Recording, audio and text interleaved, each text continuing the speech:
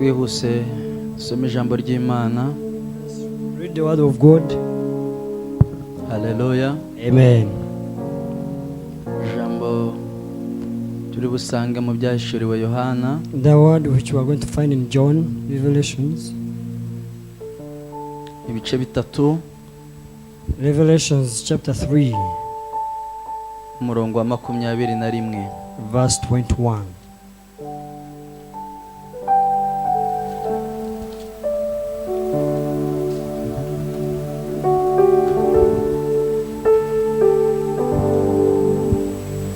Tusome. And let's read. Kunesha nzamuha kwicarana nanjye ku ntebe yanjye y'ubwami, nkuko nanjye nanesheje nkicarana na data ku ntebe ye. To him who overcomes, I will give the right to sit with me on my throne, just as I overcame and sat down with my Father on his throne. Amen. Amen. Amen. Unyikirize amen. Allow me and say amen. Kongere kandi amen. Once again, amen. Dusomye ijambo. We've read the word Rivuze ngo unesha. that says that when you overcome, Niwe uzicarana nanjye. the one who overcome will sit with me Ku ntebe yanjye y'ubwami. on my throne, Nkuko nanjye nanesheje. just like I overcame Nkicarana na data. and sat alongside my Ku Father ntebe ye. on his throne. Amen. Amen. Turi mu gihe cy'ububyutse. We are in a season of revival. Ndashaka ko tuganira I want us to discuss imbaraga z'ububyutse mu muntu zimuhesha kunesha. the powers of revival that grants you victory. Amen. Amen. Imbaraga muri wowe The powers in you zishobora kuguhesha kunesha. that may grant you victory Ukagera ku rwego and reach a level utakiri rubanda rusanzwe. you are no longer a commoner, Wicazwa ku ntebe ya Kristo but you nk'umwami. sit on the throne of Christ as a king, Kugera ku rwego ugarurwa mu kibanza cyawe cy'ubwami. to the level where you're brought back in your position of a king. Amen. Amen. Kongere kandi amen. Once again, amen. Ubuzima bw'ububyutse bwonyine A life of revival alone nibwo bufite imbaraga has power zimura umuntu muri kavukire ye, that shifts a person from his natives, zikamwimura mu mibereho ya karande y'iwabo, shifts you from the ancestral powers, zikamuzana zikamushyira mu muryango w'ubwami, and places you in the palace of the kingdom. akaba umuntu utagifitwe n'imbaraga z'umuryango And yavutsemo, you're no longer possessed by the powers of your ancestral spirits, kuko yongeye kuvuka mu wundi muryango, for he was once again born again in another family, nawe akitwa igikomangoma, and then is called a prince. kandi nawe yarahoze ari umukozi And nk'abandi. yet before he was a servant like others. Nta zindi mbaraga mu No isi any other powers zakugira umwami. that can turn you to be a king. Amen. Amen. Iminsi niba iyi topic bazanye y'ububyutse, uku kwezi k'ububyutse, This topic of revival that was put in place, kwaneye kumva nta kindi kintu navuga. I felt there was nothing else I could speak about. Nanjye mbifitiye inyota. But I'm also thirsty for it. Kubera iyihe mpamvu? What is the reason behind? Kuko igihe cyose tutarinjira muri iki gihe, Every time we're not in this season, tuzakomeza tubeho nk'abantu bari mu nzozi. we shall always live like dreamers. Tuzabaho twibesha twebwe ubwacu. We shall live in the deception of Twibesha ourselves. iki? Deceiving ourselves. Cya mbere tuzibesha. The first thing we deceive about. Tuzibesha ko turi abanyamasengesho. We shall deceive ourselves as prayer warriors. Tuzibesha ko dusenga. We shall lie ourselves as prayers. Munsi Yesu yahuraga n'umusamariyakazi. The day Jesus met a Samaritan, Gitangaza nuko umusamariyakazi yari azi ko nawe ari umunyamasengesho. the miracle is that the Samaritan knew that she was also a prayerful person. Abwira Yesu, aramubwira ngo ikintu kintangaza nuko mwibwira ko iwanyu i Buyuda rimwe musenga gusa. And she told Jesus that what wonders me that you think in Jewish culture you're all prayers, Natwe turi hano turasenga. but here in Samaria we do pray. Mwumve uyu musamariyakazi yarasengaga. Then this Samaritan woman was also prayerful, Ariko yari umusambanyi. but she was a fornicator. Nta kindi gihindura umuntu kimuhindurira identite. Nothing else can change your identity usibye ububyutse, imbaraga z'ububyutse mu muntu, except the powers of revival in a human being nizo zimubashisha kunesha can ibyamunesha. enable you to overcome whatever has been a hindrance to you. Bitabaye ibyo, Without that, twajya tubaho nk'abari mu we nzozi. can just live like dreamers. Murumva uyu musamariyakazi atari ari kurota? Don't you think this Samaritan woman was also dreaming? Yesu Jesus yamubwiye ijambo, aramubwira ngo igihe kiraje, told her that time has come. kuko si wowe wenyine wibesha kusenga. For it is not you alone who deceive Ni themselves that you Yerusalemu pray. naho hari abibesha ko In basenga. Bethlehem there are people who deceive themselves that they are prayerful. Rero igihe kiraje, But time is yet to come. ndetse kirasohoye, And it is out already. ubwo abavuga bose ko basenga What those who claim to be prayers bagomba guhindura imisengere that yabo, must change their prayer lives bagasengera mu kuri, and pray in truth, bagasengera mu mwuka, worship in spirit. kuko abo ngabo nibo data ashaka ko For those are bamusenga. the one the Father is pleased with. Ntabwo ari abazi gukurikiranya neza amagambo, Not those who know to make a good speech. Or ntabwo ari other words. abasenga amasaha menshi, They are not those who pray for many abo hours, ni abari mu mwuka but those who are in spirit no mu kuri. and in truth.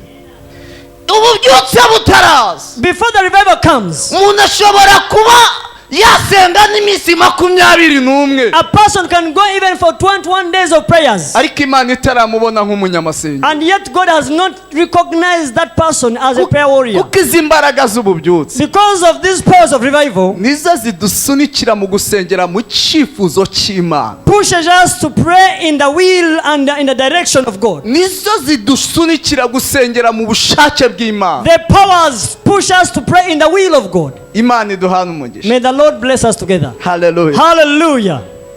Icya kabiri, Secondly, twibeshya ko dukijijwe we deceive as though we are saved izi mbaraga z'ububyutse zitaraza. before the powers of revival has come. Tuba twibeshya ko We dukijijwe always deceive ourselves as those who are saved. kuko twabatijwe, For we are baptized tukaba turi mu madeparitoma atandukanye y'itorero, and we are in the different departments of the church, tukaba turirimba, and we are in singing as well. tukaba tubwiriza. We do preach.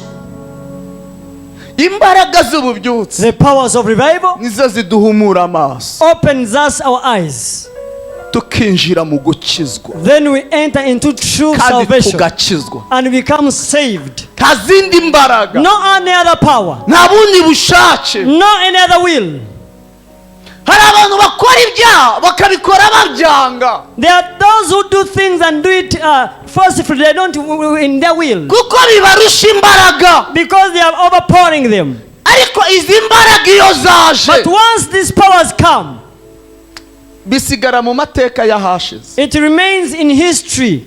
Usigara usaba mikoro, You then ask for a microphone ukavuga ngo nkeneye gushima Imana. and you say, "Hey, I want to give the praises to God." Icyo gihe At that moment, amashimwe yo mu bubyutse atandukanye no mu gihe cy'ibitotsi. the praises in the season of revival are totally different from the seasons of sleeping and slumbering. Hano harimo abantu bayazi. There are people here who know about that. Umuntu araza akarira, Someone comes in akabwira tears Imana akavuga ngo sinzi icyo Imana yanciye. and says, "I don't know what God is against me. Najyaga ndara mu kabari iminsi 3 igashira ntazi uko yashize. I used to spend 3 days in a bar and I could not know how it has Ndi gone. kunywa inzoga gusa. Drinking myself Yesu alcohol. yaranyijije. Jesus healed me. Nari umusambanyi. I was fornicator. Yesu But yaranyijije. Jesus saved me. Ayo niyo mashimwe yo mu gihe cy'ububyutse. Those are the praises of the time of revival. Ariko mu gihe cy'ibitotsi, By the time we are dreaming, amashimwe ahinduka amazu, praises begin to become houses. amashimwe ahinduka akazi, Praises begin to become jobs. amashimwe ahinduka amashiringi. Praises turns to be money. Kandi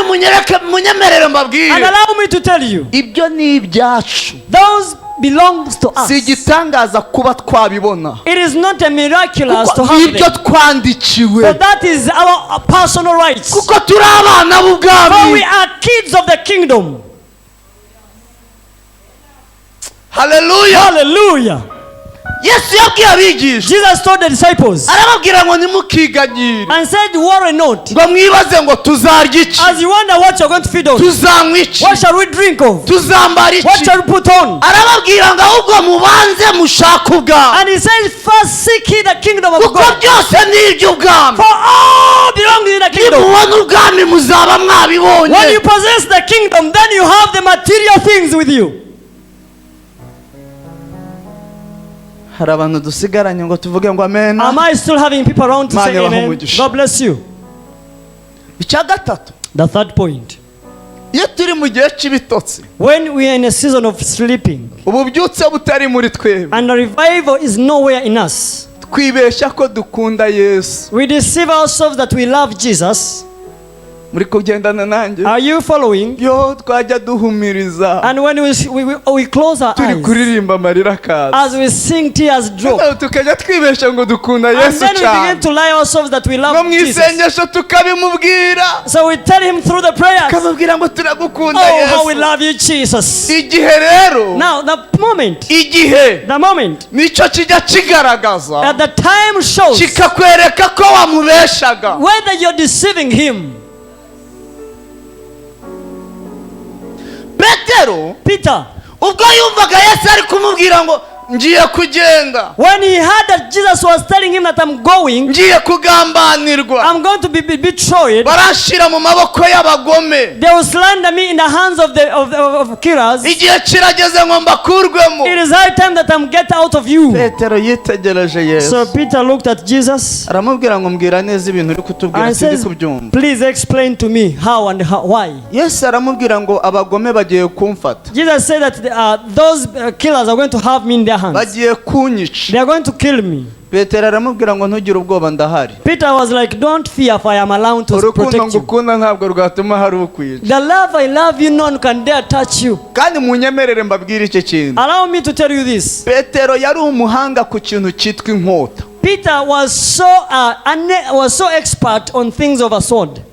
Aramubwira ngo ntugire ubwoba, And he said, fear not. nta muntu wagukoraho turi kumwe. No person can touch you when you're with Yumvaga me. nyine urukundo mukunda. He felt that the love he had for him, Agerekaho ijambo he rikomeye, added another great word. aramubwira ngo usibye no kuba wapfa, And he said, even to the point of dying, ntabwo ushobora gupfa nkureba. you can't die in my sight. Cyakora mbere y'uko upfa But before you die, ndemera mbanze mfe, I will have to die first. nakemera nkabanza ngapfa. I can allow to die first. Mugira ngo Petero yabeshaga Yesu? Do you think Peter was lying Jesus? Ntabwo He yamubeshaga, was not lying him. byose byari mu mutima, It was all in his heart. nta buryarya yari He had afite, no hypocrisy. ahubwo Petero But Peter yaribeshaga, deceived himself.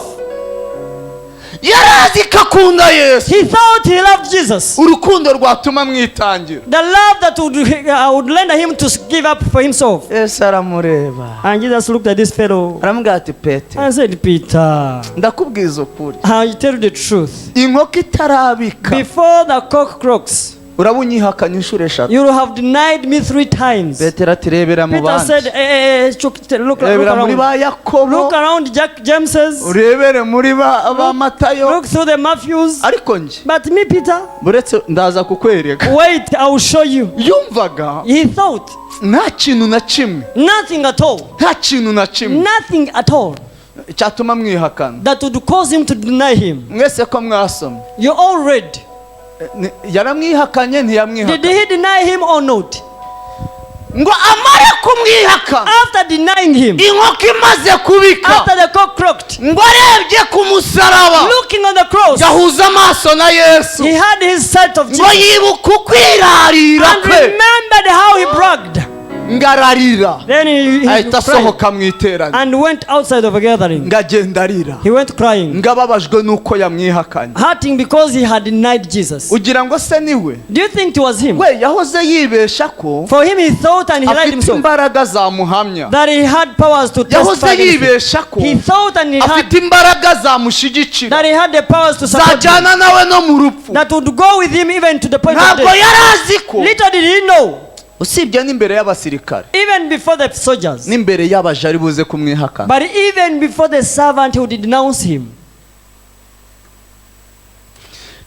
va kuri uyu Petero Leave this Peter. Peter. umureba umuriro w'ububyutse watse muri we When the fire of revival has sparked ku up in munsi him, wa on the Pentekote day of Pentecost, mureba amanuka hejuru look at him coming down. Bibiliya iravuga ngo ubwo buzuzwaga umwuka The wera Bible says that at the time they were filled with the bari mu Holy Spirit, cyumba cyo hejuru while on the upper room, ngo abantu bari hasi bateje urusaku when people are making noise bari downstairs, kuvuga ngo aba bantu basinze as they were saying that these people maybe they are drunk, Petero yarebye kunyura kuri esikariye Peter saw going through the steps, asanga urugendo ruri buze kuba rurerure and he found that the journey would be too long. anyura mu idirishya He passed through the window. araguruka ahagarara imbere yabo He jumped and stood before them. abandi bose And the rest of them, abandi bigishwa bose the rest of the disciples, baje basanga Petero ivugabutumwa rigeze kure they came, found him already preaching. mwumve harimo abatware And among them there are leaders, harimo abayobozi harimo abatambyi they are leaders and priests. ari kubabwira ngo urya Yesu mwishe But he was saying that the Jesus you killed, wa wundi Yesu mwishe mumubambye the Jesus you killed him on the cross, niwe wakoze ibi ngibi mureba has done this that you're seeing ashize amanga with determination and vigor. nguyu mugabo This man, watswemo n'umuriro w'ububyutse whom the light has been shining upon him of revival, utandukanye na Petero different from the Peter, wa wundi w'umwirarizi the one who brags around, uzi kuririmba ibyo atazasohoza who knows how to sing things that you will not fulfill, uvuga imbaraga z'Imana zidatuye mu mutima who we speaks about the powers of God that do not dwell in him. nguyu Petero Here is Peter. Imana ikozemo akazi God has performed great kandi works, kamukozemo mu kanya gato and God has performed that work reka in a mbabwire little aka while. kanya duhagaze ubu nyine ubu turi And hano as we speak now, Imana yadukoramo akazi God can perform great work in us. Imana yagukoramo akazi God can work out your life. ugasigara uvuga ko ukunda Imana And you still saying, I love Jesus. urukundo rwakitanga ku bwayo The love that would sacrifice for him, for his sake. haleluya Hallelujah. imbaraga z'urukundo The powers of this revival. umuririmbyi umwe yitwa Sipiriyani Cyprian, as a worshiper, said, igeze aririmba he sang. Cyprian, that's what I say. ntabwo ari umuririmbyi wa worship No, Cyprian, he worshipped. He sang one song. isingwe He sang one song. yararirimbye He sang aravuga ngo igipimo cy'urukundo that the measure of love. hari abantu bayumvise iyo ndirimbo Are there people who have heard that song? yitwa igipimo cy'urukundo The measure of love. yararirimbye He sang aravuga ngo data yarampamagaye and he said, my father called me arambwira ngo nguhaye inka mwana wanjye and he told me that I've given you a cow, my ngo son. ariko iyi nka But this cow, urebe inshuti yawe ukunda look out for your good friend uyimuhe and give it to him, umugabire and give him as a gift. ngo nambuka ngo ngende As I was taking a step to go, arangarura he pulled me back arambwira ngo ariko mwana wanjye and he said, but my child, mbere y'uko umuhereza iyo nka before you give out this cow, nibyo koko uramukunda sure I know you love him, ariko usuzume but examine urebe and check niba nawe agukunda if he loves you back. kuko birashoboka ko yaba akunda undi It is possible to be loving someone else, kandi nawe hari undi ugukunda and yet you also have someone who loves you. murimo murumva Sipiriyani ubwo nyine ndi kuyiririmba Now I'm singing the song through.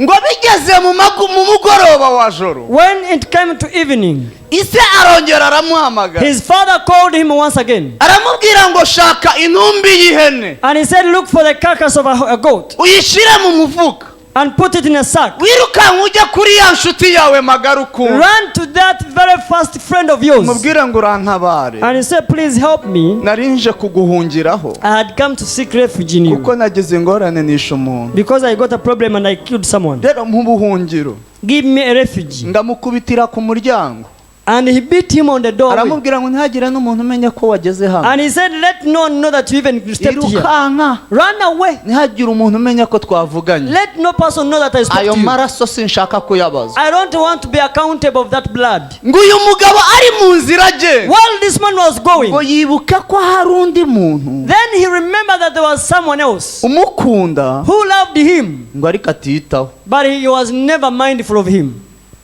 muri kumwe nanjye? Are you together with me? Yiruka ajyayo rero, He ran to that person. ngagereyo amukomanje, Reaching there and knocking on the door, ngaramubwira ngo ntabara and he said, please help me, kuko nishe umuntu. for I have killed someone. Muri kumureba n'urufuka rurimo intumbi y'ihene, You are seeing that sack that has a carcass of goat, ngo nishe umuntu, that I killed someone. ngo ahita yinjira mu nzu, Then he entered immediately ngamuhereza intwaro, and got him a ngo sword. nawe afata indi, And he also got another. aramubwira ngo twiruke duhunge, And he said, let's run together. nubwo uhungiye hano bahagusanga, Even when you run to this house, they will ngo find you. twirukanke duhunge, Let's run away. ngo bariruka, So they ran. ngo biruka umusozi wa mbere, They ran the first mountain. ngo bagera ahantu mu gishanga cyuzuyemo ibyatsi byinshi, They reached in a valley that had so ngo many ya grass. nshuti ye ikajya yeyuraho ibyatsi, The friend could pave away the way, imubwira ngo tambuka, saying, pass, pass.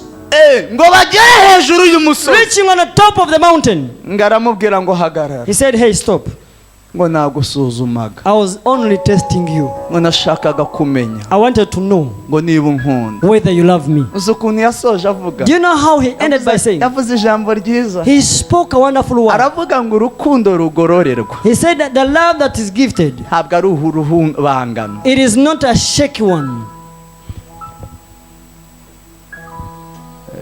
ay'umuririmbyi muzayampa, reka You dukome. give me the money for the worship, for that person who sang, or the composer. Haleluya! Hallelujah. nakuye mu iki kintu, What did I learn from this?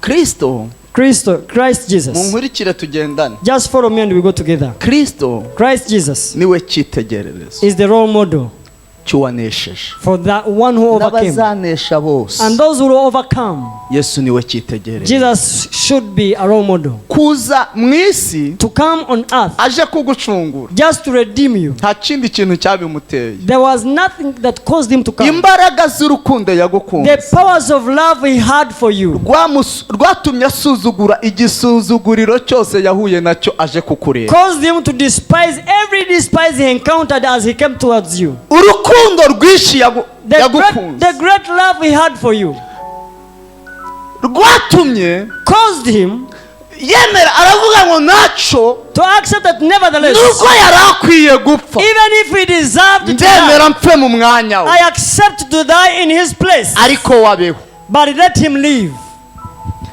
kugira ngo abigereho So for him to achieve that, byamusabye gusuzugura it required him to despise igisuzuguriro cyose cyari whatever kimutegereje, despise that was on his way, kugira ngo akubone. so that he can have you. kandi ni umuhanga, And he's so wise. yaragukunze He loved you, ariko azi no gusuzuma abamukunda. but he knows how to test those who love him. Alo, Haha. Yesu yaragukunze Jesus, yes, he loved you, ariko azi no gusuzuma abamukunda. but he knows how to test those who love him. birashoboka ko inzira uri kunyuramo yaba ari icyo. It may be possible that the way you're taking or you're going through could be that. igipimo cy'urukundo ukunda Yesu kingana gute? How much a level of the test of love of Jesus you have for him. izi mbaraga z'ububyutse rero, Now, the powers of revival, mu bintu bya mbere zitumarira, one of the things that it helps us, zitwatsa nk'urukundo rwa vure. it lights us in love. urukundo twakundaga Facebook, The love you had for Facebook, urwo twakundaga WhatsApp, the one we had put on WhatsApp, urwo twakundaga YouTube, the one we had on YouTube, urwo twakundaga amashiringi, the love for the money, urwo twakundaga ba switi, the love for the sweethearts. mujyebare, Are you there? urwo rwose All that kind of love, imbaraga z'ububyutse zirabukusanya, the powers of revival gathers it together. ugasigara uryama saa 10 Then you start sleeping at atari 4. Facebook wari uriho, Not because you're on WhatsApp or Facebook, atari WhatsApp wari uriho, not being on TikTok, ahubwo uri kubwira Yesu but ko ari you're telling mwiza, Jesus that you're so wonderful. uri kumubwira iby'imbabazi You're yakugiriye, telling him about his mercies that umubwira are ngo endless, wagize neza, for that he has done you good. atari ikibazo cy'akazi ufite, Not because you have a problem of a job, ahubwo urukundo rwagusajije rwo but the gukunda love Yesu. has made you insane and crazy. Imana yatse umuriro May mwiza the Lord light up that fire. ikomeze gucana May ikomeze continue lit it wenyegeze up for you. uko ndabibona ko uri kwaka ariko ikomeze wenyegeze I can see, yes, you already set up, but Work. let God continue to increase the fire in you. amen Amen. munyikirize amen Allow me and say amen. inshuro nyinshi So many times, intsinzi ya Yesu the victory of Jesus, kunesha kwa Yesu that Jesus is conquering, tubiririmbira ku musaraba we sing it through the cross. Yesu kunesha kwe Jesus' victory. abizera benshi babirebera ku musaraba So many believers look at it on the cross, bakavuga ngo yaranesheje and they say, hey, Jesus overcame. ariko kunesha kwa Yesu But here the victory of Jesus ntabwo kwatangiriye ku musaraba did not begin on the cross, ahubwo kwatangiriye mu ijuru but it all began from heaven. haleluya Hallelujah. urambaza ati none mu ijuru yarari kurwana nawe You're asking me, whom was he fighting in heaven?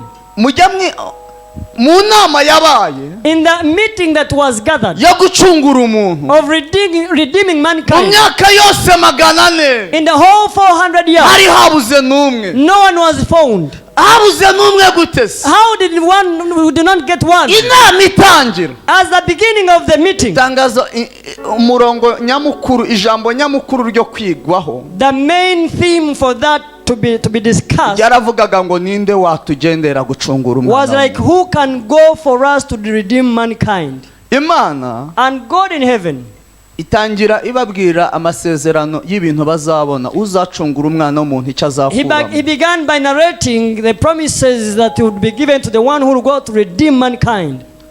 Imana irababwira And so God told them, uzagenda agacungura umuntu he who will go and redeem man, icyambere nzamukorera first and foremost, azicara ku ntebe yanjye that person shall sit on my throne. aya masezerano yari aryoshye Now these promises were so sweet, ku buryo iyo bigarukiraho to a point that if they had stopped hari there, buze kuba intambara ikomeye yo kugira ngo haboneke umuntu kuko bose bari burwanire kuza a great battle to spark out for the all people were to fight and struggle to come. icya kabiri Secondly, ugenda agacungura umuntu he who will go and redeem mankind, nzamuha izina risumba amazina yose I'll give him a name that is greater than any other name. mu bihembo nzamuha In the gifts that I'll give, harimo izina there is a name. mbibutse ko mu bihembo Imana itanga I remind you that in harimo n'izina the rewards that God gives, a name is Hallelujah. inclusive. Amen. mu bintu Imana igihembo abaye In what God rewards mankind, igihembo gikomeye kurusha ibindi the most greatest reward that ni izina is a name. Imana ibabwira icya gatatu And God mentioned the third point. irababwira ngo icya gatatu nzamuha And he said the third point I will give to this umuntu person, uzacungura umuntu he who will redeem mankind. amavi yose Every knee azapfukama ku shall bow before him. azapfukama Shall bow.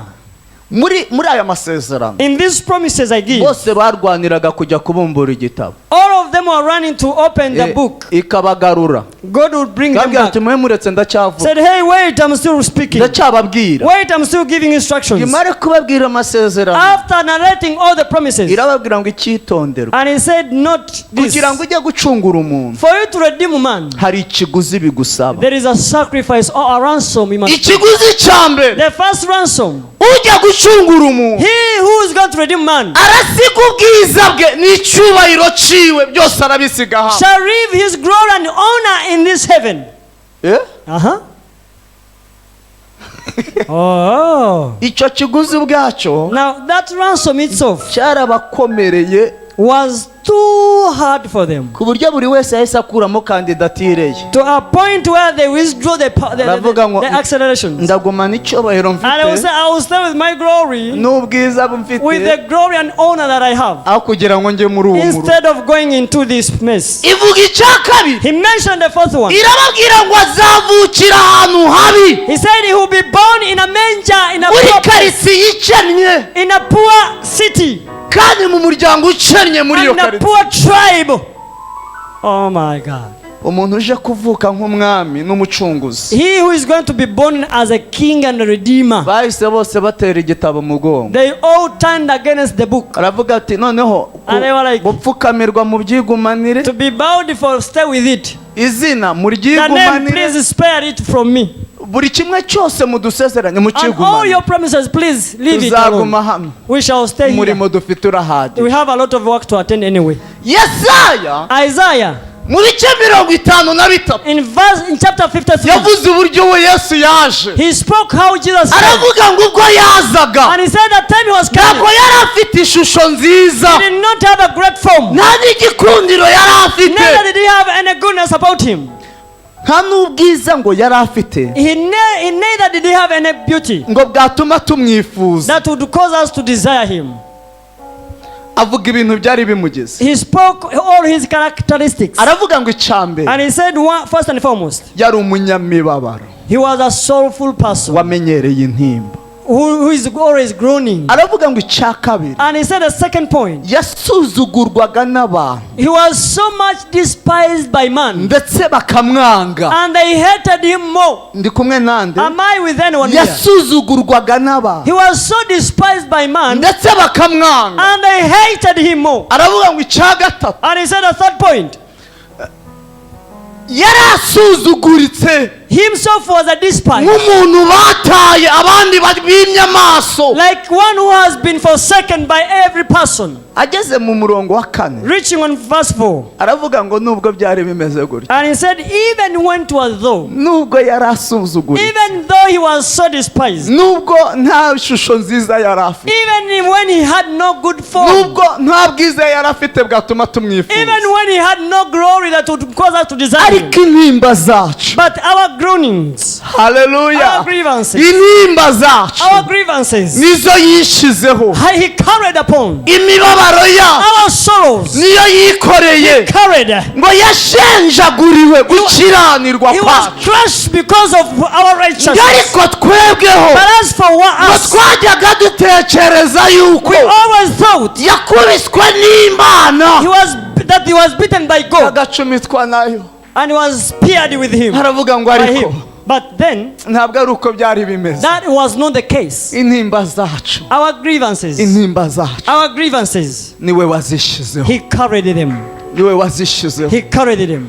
niwe wazishizeho. He carried them. Yashenjaguriwe gukiranirwa He was kwawe. crushed for your righteousness. Igihano kiguhesheje amahoro uyu munsi The punishment that authors niwe you wagihanywe, peace, he niwe was done with God. wacishizeho, He carried it all. kugira ngo uyu munsi ubuseka, So that today you may be laughing, kugira ngo ubutinyuka kuvuga ngo ndi umwana w'ubwami. so that you can boldly say, Hari I am a child of the king. ikiguzi yabitangiye There is a ransom that was given for you. That giturutse mu rukundo yagukunze. was out of the love that he loved for you. Turacyari kumwe ngo tuvuge ngo amen. Are we still together as we say amen?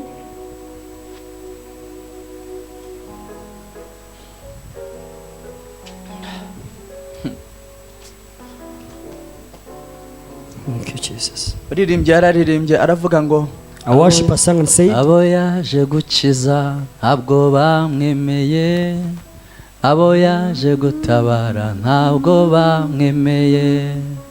Saa 9 umwami baratanze, isi hinda umushyitsi, abari imbohe ako kanya turabohorwa.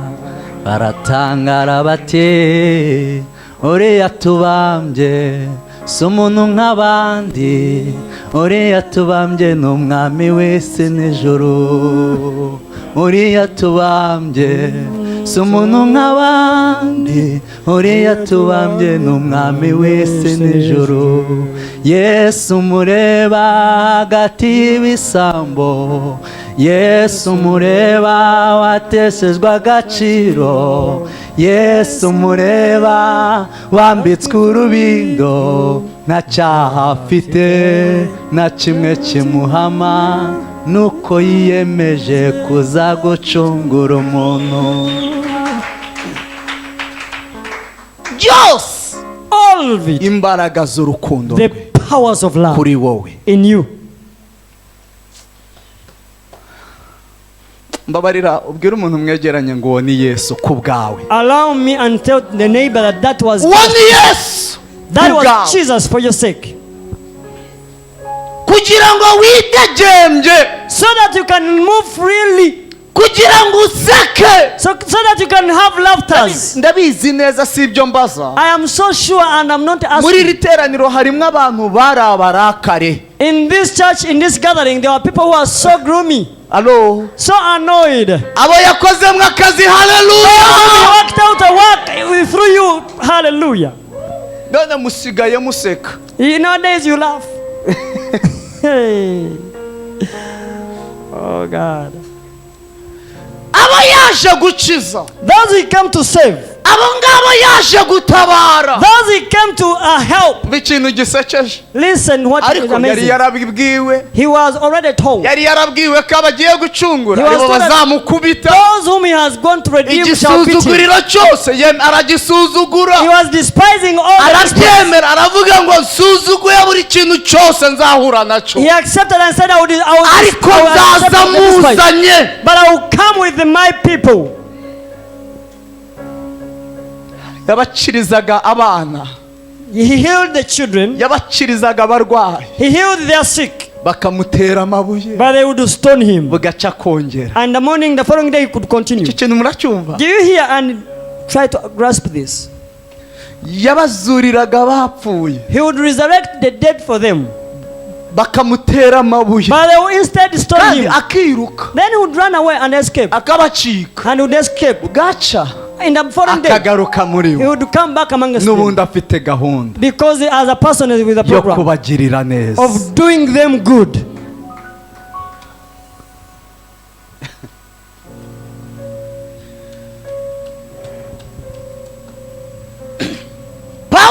Paul yabwiye abaroma Told the mu Romans, bice bibiri. chapter 2. Arababwira ngo abashaka ubwiza And he says to those who want glory n'icyubahiro and honor no kudapfa and not to die, babishakishe gukora ibyiza let them seek badacogo. doing good without ceasing. ngo bene abo ngabo Such kind, Imana izabitura, God shall reward them. izabitura ubugingo. God shall reward them with life. Munyumve babwire Listen and I tell you. icyo Yesu yari ari kurwanira What Jesus was fighting for ntabwo cyamwemereraga gucogora. could not allow him to cease. Nubwo abo yagiriraga neza ari bo bamugiriraga nabi, Even when those he did good were paying him evil, kugira ngo abishobore akomeze abagirire neza, for him to continue and be able to do good to them, byamusabye ko asuzugura inabi yabo. it required him to despise all their evil doings. Aravuga ngo misiyo yanjye ni ukubakiza. And he said, my mission is to save them. Mwangirira nabi, Whether you do me evil, gahunda yanzanye ni ukubakiza. my program to come on this earth to save you. Arayikomeza. So he persisted with it.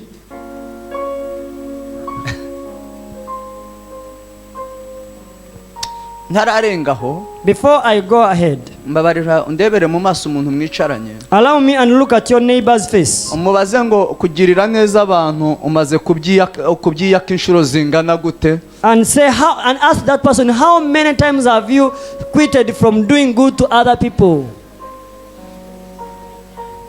Ngo namugiriye neza ngo ariko inabi niyo yanyituye, nuko isi imeze. The world is like, I did you good, but you paid me evil. That is the nature of the world. Ibyo namukoreye ni byiza ariko ibyo yanyituye ni ibinkomeretse. All I did for him was good, but he paid me back evil. Nuko isi imeze. That is the nature of world. Ariko uzi impamvu Satani akora icyo? But do you know why Satan does that? Ni ukugira ngo akuvune amaboko urekeraho gukora neza. It is for him to break your resilience and stop doing good. Ngo ineza nakoze ubundi nayibonye mwiki. Then you begin to ask, all the good things I've done, what have Babari I nkubwira gained? aka kantu. Listen, I tell you this. Icyo ukorera ni ubwami bwa so. What you're doing for the sake of the kingdom of your father, not that person. Ntabwo icyo ukorera ari abantu. You're not serving man, Ntabwo icyo ukorera ni ubwami but bwa you're so. serving the kingdom of your father in heaven. Niba ushaka ubwiza, If you want glory ukaba ushaka icyubahiro and you want honor no kudapfa, and being immortal, komeza ukore neza. continue to do good. Wicogora. Do not stop. kuko Yesu nawe For Jesus himself, ntiyacogoreye kukubona. he did not stop or be hindered to see you. Iri jambo rivuga ngo gucogora The word to stop or to see riza iyo hari ibigucogoza comes because of the hindrances you encounter. urabona hari igihe umuntu ashobora kubwira umuntu akamubwira ngo ubu ndeba ngo njyewe ntabwo niba. At times you may have someone who would say to you that you see, I don't steal. ariko ugasanga nuko atarabona ibyo yiba. But you find he does not steal because he has not found an opportunity to steal. murimo muranyumva? Do you understand? hari igihe umuntu ashobora kwirata imirimo avuga ngo njyewe ibi ngibi kandi mukuri ari uko nta mahirwe yabyo arabona. At times you may brag about the deeds, but for sure it is because you have no opportunity to do so. ariko komeza ukore neza. But continue and persist to do good. Amen. Hallelujah. Nyekereza amen. Allow me and say amen. komeza ukore neza. Continue to do good deeds. iso Your father akubikiye ubwami has kept for your kingdom. kandi ntabwo ari ijuru gusa. And not only heaven, nahana ajya twubakira ubwami. but even on earth he builds your kingdom. tukiri inaha When we are still here, nahajya twubakira ubwami. he builds us a kingdom. Imana ibahe umugisha. May God bless you. reka mvuge negera umusozi. Let me speak as I come to my conclusion. nubwo hari ibimucogoza Even though the hindrances were in place, ariko yarakomeje. but he persisted on.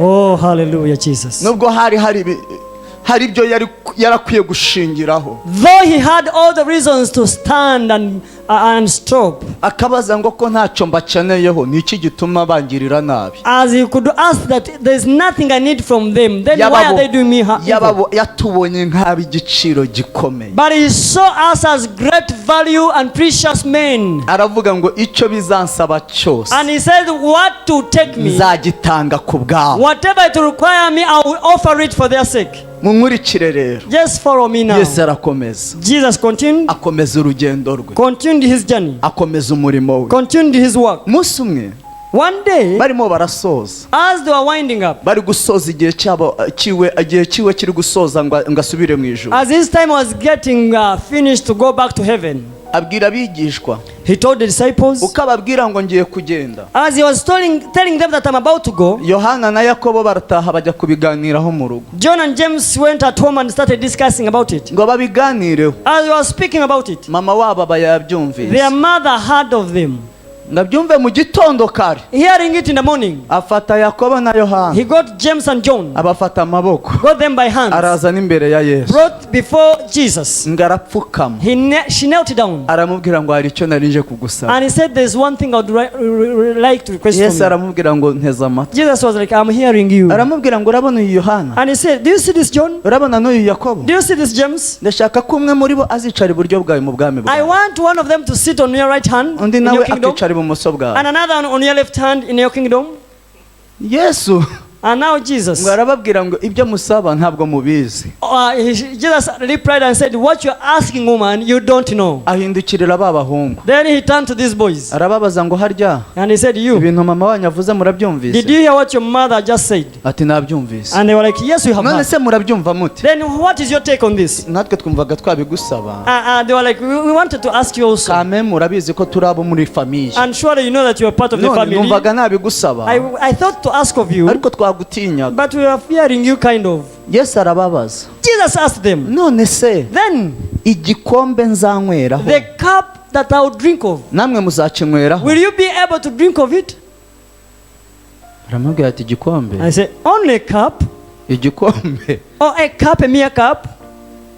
ntacyo ukizane tukinywereho. Just bring your cup at home and we'll drink of it. none se Now, umubatizo nzabatizwa the kind of baptism I will have, muzawubatizwa? are you ready to have it? umubatizo The baptism, twari tuzi ko twabatijwe, we thought we were already baptized. ariko niba hari undi mubatizo tuzabatizwa. But if there is any other kind of baptism, then Yesu ababwira ijambo. Jesus told them a word. arababwira ngo koko igikombe nzanyweraho namwe He muzakinyweraho. asked, surely will you drink of the cup I will drink of? n'umubatizo nzabatizwa And muzawubatizwa. so the baptism will be ariko baptized. icy'ubwami bwanjye But to the point of the kingdom, icyaho muzicara where you will be seated, ntabwo ari njyewe ubigaba. it is not I that who uwo ni offers. umurimo wa data. That is the job of my Father. munyumve mbabwire. Now listen, I tell Hari you. ikintu kimwe There's one thing batari bazi. they did not know. Yesu Jesus yaraje kunywa igikombe had come to drink of a cup cy'umubabaro. of sorrow, Iki gikombe and this cup yarategerejwe that he was expected. kukinyweraho ku bwabo. He was expected to drink Kandi it for your sake kubwanyu. and for your sake. Icyo yarababajije. So what he had asked them, Yarababajije ngo mbese he asked them that, namwe mwiteguye kuzanywera ku gikombe ku bwanjye? are you ready to drink of the cup for my sake? Mwiteguye ko muzihanganira imibabaro yose ku bwanjye? Are you ready to bear with the pains for my sake? Mwiteguye ko muzatanga ikiguzi Are you ready to give a ransom nubwo byabasaba gupfa, even when it requires you to ariko die? mugakomeza mugahamya kwera kwanjye? But then you continue to testify my righteousness. Bati turabyiteguye, And they were like, yay! ariko babyemera batazi ibyo But they bemera. are accepting things that they didn't understand. Uyu mubatizo The yarababajije, kind of baptism he was talking about. yarababajije iby'urupfu rwe, He was asking them, ari kubabwira ngo bazanyica nabi saying to them that I will be killed at the bad death, kandi nzaba mpfuye ku bwanyu, and I will have died for your sake. ariko se mwebwe But how about for you? mwiteguye ko muzapfa ku bwanjye? Are you ready to die in my place? Baza umuntu mwegeranye ngo Ask your neighbor, wumva ku hello, bwa Kristo bapfa? do you think you can die for Christ's sake? Yeah. Wumva bapfa? Would you? Would you? Sure. Aha. Wumva bapfa? Would you die? N'inzara igutera kujya kunyanganya, Even hunger can cause you to go and do evil, kajya kwesikoroka, and you become and you start being cruel. wumva wapfa? Do you think you can die for Christ's sake? N'ubushomeri biguteye gutuka Imana, Even poverty alone causes you to abuse God. ariko Yesu yarabikoze ku bwawe, But Jesus did it for your sake. kubw'imbaraga z'urukundo agukunda, Because of the powers of love that he loves you. we yarabikoze, He was able to do it. yarabikoze. He did it. Yesu yarabikoze. Jesus did it.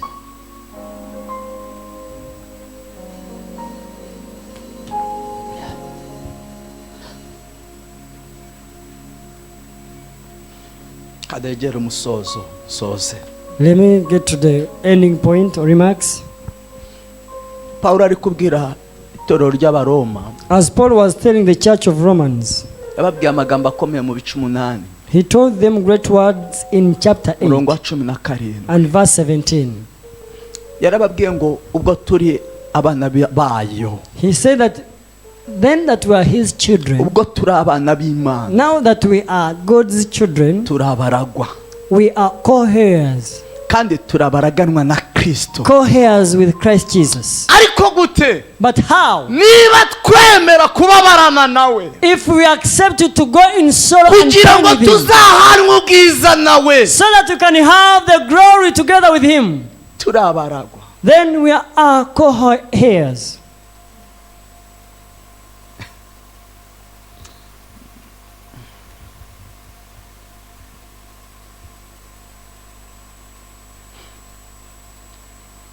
Mugemerere mvugire ijambo, Allow me to speak this word. ntabwo ari ikintu cyoroshye kwihangana ku bwa Kristo. It is not something simple to be patient for Christ's sake. Yego, Not so. ntabwo byoroshye It is not simple. kwihangana ku bwa Kristo. Persevering because of Christ's Ubundi sake. kwihangana, hari ukwihangana kugizwe n'ibice bibiri. There are two types of patience. Kwihangana kwa mbere The first patience, ni ukwiyakira, it is welcoming yourself. ni uko abantu ba buri munsi, It's for common for all people ni uko dukoresha that we use. tugemurira abantu, Is the one that we apply as we give to people, ariko kutagize ikintu kungura. but yet it adds no value. Uko kwihangana, That perseverance, kugira ngo ubyumve neza, for you to discern it well. iyo umuntu yakoze agisida muziranye, When a person involves himself in an accident and you know him, ukamusanga mu bitaro amanitse akaguru, and you find him in a hospital, hospitalized, umubwira ngo iki? what do you say? ihangana. Sorry. Yego. Be patient. Aha. Persevere. reba rero noneho ahise akubwira ngo kwihangana ndabyanze. Now imagine when he says, I don't want to be patient. abyanze yabigenza ate? If he refuses, what would we do? Yokabire kanyine. yahita amanura akaguru aho kamanitse ngo ndanitahiye. Will you raise down his leg that was hung? uku ni ukwihangana ategekwa n'igihe. This is a kind of perseverance. He is commanded by a season. mu yandi magambo ni ukwiyakira. In other words, it is accepting fully what you are.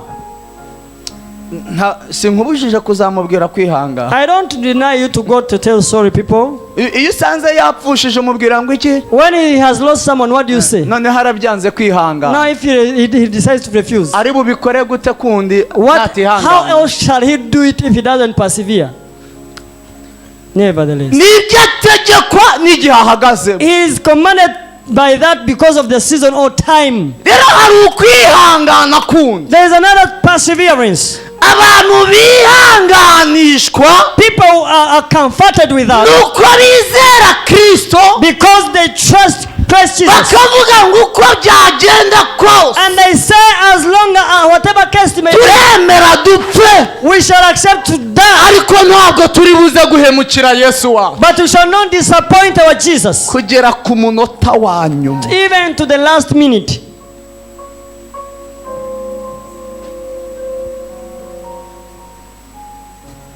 uyu Yakobo This James, hari ikintu kimwe amaze kuvumbura. there is one thing I have discovered. ubutumwa bwiza burimo imbaraga. The good news has power. Hallelujah. Hallelujah. Hallelujah. Are you there?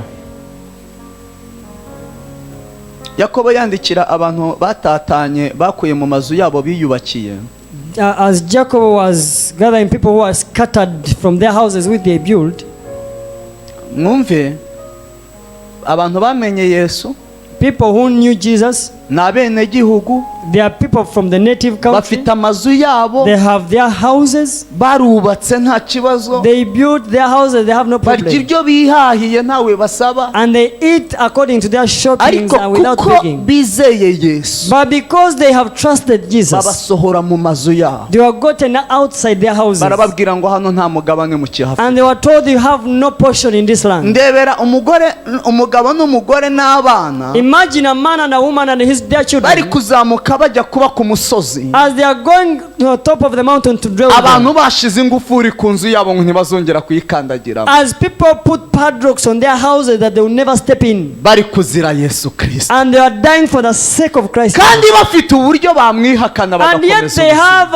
a possibility of denying and live again. ariko bakavuga ngo twakemera uyu mubiri ugapfa, But they were like, we accept to die this flesh. twakemera ugashwanyagurika, We accept to tear off our bodies. kugira ngo Kristo Instead of Christ abure mu buzima bwacu, ceasing to be in our lives, twabura ibindi byose at dutunze. least our possession may be taken. kuri uyu musozi bariho, On this mountain where they are, Yakobo nawe akorwaho, James was touched. ajya kubandikira. He went to write. muri kumwe nanjye? Are you following? urwandiko Yakobo yanditse, The letter of James. arabandikira, He wrote to them arababwira ngo bene data, and said, my dear brothers, bene data, my dear brothers, mumenye ko ari iby'ibyishimo rwose, know it that is for the joy. Count it joy nimugubwa gitumo n'ibibagerageza bitari bimwe. when you fall into various trials. uko kugeragezwa kugerageza kwizera kwanyu The trials come in tempting your faith.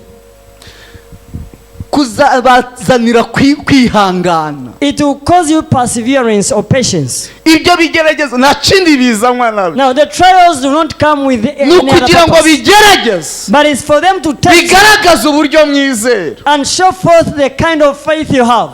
kandi uko kwizera ni And mukugira that faith, if you possess it, kuzabatera kwihangana. it will push you in patience. uko kwihangana And that patience, mujye mukureka gusohoza umurimo wako, let it fulfill its duties in you. gusohoze Fulfill. Yesu yabwiye abigishwa, And so Jesus said to the arababwira disciples, ngo uwihangana akageza imperuka whoever will be patient to the niwe end uzakizwa. shall be saved. Imperuka ni ryari? When is the end time? Ni umunsi wawe wo gutabarirwaho. It is a day when you're being saved. Imperuka y'intambara uhagazemo The end of the battle you're ni standing in. umunsi wawe It is your day. Yesu yohereza ubutabazi, Jesus sends the rescue mission. akavuga ngo igihe wagendeye urwo rugendo And he says the time you have journeyed, kirahagije, it is enough. noneho haguruka Now get up ugahabwa ubwiza bwawe. and you're given your glory. Amen. Amen. Nyikiriza amen. Allow me and say amen. Ninde se wo kunesha? Who is to win in it? Unesha, unesha You overcome. niwe uzicarana nanjye He who overcomes shall sit with ku me ntebe yanjye y'ubwami. on my throne. Ushaka kuba umwami Do you want to be a king? ariko ntushaka kubitangira ikiguzi. Hey, you want to become a king but you don't want to give a sacrifice. Muraho cyane. Are you okay? How are you? Mushaka kuba abami, You want to be kings. mushaka ko twinjira muri gakondo yacu, You want us to get into our origins. kandi ni urugendo But yet it is a journey. ariko ntidushaka kurugenda, But we don't want to ahubwo jump that journey. turashaka gusimbuka. Others want to skip. Urabona hari indirimbo ivuga ngo tuzajya mu ijuru ngo turuguruke ngo tube twarigezemo. There's that song that says that we shall jump into the heavens. Turi abami. We are kings. Kristo nicyo yaje kutugira cyo. And Jesus came for that cause. Mwemere tubitangira ikiguzi cyose, Allow us to give any ransom, whatever it tugere may mu cost, mugabane wacu. so that we can get into our portions. Mahaguruke. Get up on your feet. Imana ibahe May the umugisha. good Lord bless you. Tugiye gusenga. We are going to pray. Shaka kubaho mu buzima bunesha, You want to live a victorious life? izere Yesu. Believe in Jesus. Inzira yose akunyuzamo Everywhere he takes you through, upfa gusobanukirwa ko ari we uri kuyikunyuzamo, as long as you acknowledge that it is him that is taking you through, atari wowe not by yourself, cyangwa atari Satani. or not Satan himself. Ariko niba ari Yesu uri But if kuyikunyuzamo, it is Jesus that is taking you through that journey, umura. be patient. Ari gushaka kukuremamo umutima w'ubwami. He wants to create in you a kingdom heart. Nta kindi kimutera kutunyuza mu nzira zigoragoramye, Nothing causes him to pass you in through the rough kugira ngo ways. imitima yacu It is for our own hearts ihinduke imitima y'ubwami to koko. turn and become a kingdom heart. Katwakire mushumba. Let's welcome our pastor. Imana ibahe umugisha. May God bless you. Murakoze. reka dusenge. Yesu aguhe umugisha. God bless you. zamura ijwi ryawe, Lift up your voice. vuga ati Imana nyambika imbaraga As you say, Lord, give me kugira ngo power nshobore kunesha. that I may be able to overcome. ndemeye gutanga ikiguzi I accept to give any kugira ngo cost neshe nk'uko wanesheje. that I overcome just like you zamura ijwi overcame. ryawe usenge mu Lift izina up your rya voice, Yesu. you pray in the name of Jesus. byiringiro by'amahanga, Father, King of glory, mwami wanjye, Mana yanjye, my Lord, my King, kugira ngo tugire icyo dufata, for us to have kugira ngo something, tugire icyo tugeraho, for us to be rich hari something, ikiguzi gikomeye there is a gikenewe. great ransom that is mu necessary. mbaraga z'ubutware bwawe, Under the power of your authority, mu mbaraga z'ubushobozi bwawe, under your authority, Lord, byiringiro by'amahanga, hope of all nations, reka udushoboreshe. may you enable us. turemeye gutanga We ikiguzi, accept to give a ransom. twarakwiyeguriye mwami We w'abantu, yielded ourselves mu izina rya Yesu in Kristo. the mighty name of Jesus. rimakataya Yes, Lord. bakasataya, Yes, Lord. ribokotoya bakataya. Jehovah El Shaddai. reka byiringiro by'amahanga May you, King of glory, udushoboreshe mwami w'abantu, enable us, King of kings. dukeneye kunesha We need to overcome, uko nawe wanesheje. just like you overcame. dukeneye kwihangana We need to be patient, uko nawe wihanganye. just like you're patient. dukeneye kwihangana We need to be patient, kugira ngo kwihangana kwacu that our patience gushobore gusohoza umusaruro can wawe. fulfill your work in us. gusobore kubyara imbuto zawe that may give birth to mu fruit of your izina ryawe Yesu. in the name of Jesus. Zamura ibiganza byawe aho uri. Lift up your hands wherever you Mana are. nasengeye itorero, Lord, I pray for the church. reka uryambike imbaraga May you give power to it. muri iki gihe cy'ububyutse In this moment of revival, utubyutse nyakubahwa, revive us and wake us. utubyutse mwami w'abantu Wake us in this season mu mbaraga z'ubutware bwawe, under the power of mu mbaraga your z'ubushobozi bwawe, under your authority and capacity. utuvane mu bitotsi, Take us from the sleep ntitugende twibeshya, that we don't go in deception. ntidukore twibeshya, We don't walk in deception, ahubwo dukore mwami w'abantu, but as we serve, tubeho ubuzima butarimo kwibeshya living a life of not muri uru deceiving. rugendo waduhamagariye. This journey that you've called us Natura for, umugisha ku itorero ryawe, it is a declared blessing upon natura the church. umugisha ku mukozi I watugaburiye, declare blessing upon the servant reka of God. ukomeze who served us. kumugirira neza, Continue to be good unto ugire him. neza umuryango we. Be good to Itorero his riha family. umugisha mwawe, Bless the church of God. tugiye gutaha, We are yet to go back home. reka utahane natwe, May you go with us amahoro yawe abane natwe and let your peace increase mu in us. izina rya Yesu In Kristo. Jesus' mighty name. Amen.